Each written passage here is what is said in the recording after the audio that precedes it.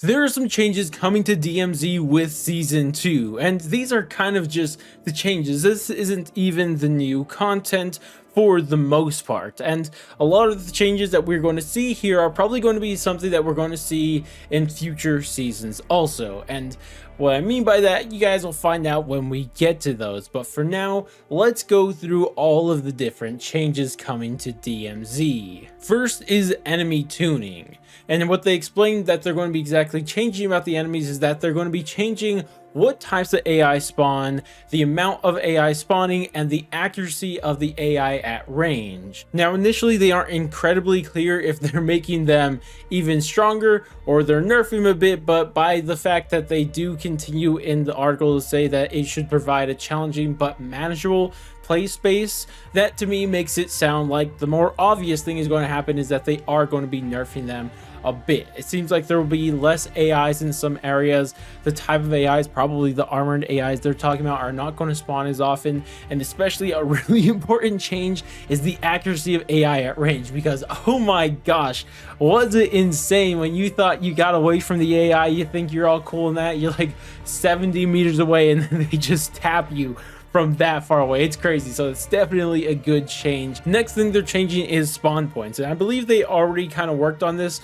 during season 1, but it looks like they've figured out a bit more, because what they want to do is they no longer want you spawning into an area that is isolated or without loot, contracts, or just any sort of things to do, because I know we all had this experience where we load into DMZ and it spawns you in the middle of freaking nowhere and you can't do anything. You have to make like 100-meter run before you could even start to actually play the game properly. So this is definitely a welcome change because, you know, I just want to spawn by useful stuff. Another thing that they're going to be changing is the faction mission difficulties, because what they said is that the difficulty of the tier 3 missions seemed like a very big jump, and I do agree, like tier 3 compared to tier 2 is a very big difference, and they're trying to kind of not make it as crazy as a jump. They ensure that the later challenges for the tier 4 and 5s, those will still be very difficult, but at least for tier 3,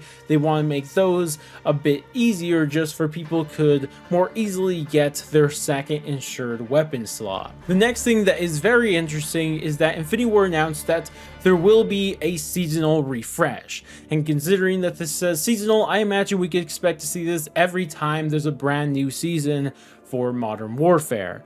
But what exactly is a seasonal refresh? Well, it kind of resets everything for you. This includes all of your faction mission progress. So if you leveled up all of your mission tiers to tier 5, those will now be reset and probably replaced with brand new ones. I can't imagine that they'll do the exact same ones. I'm sure some crossover will happen here and there because there are so many challenges, but they're mainly going to try to replace them with new challenges that you could then do to re-level up your mission factions. But it's not just the mission factions that are being reset.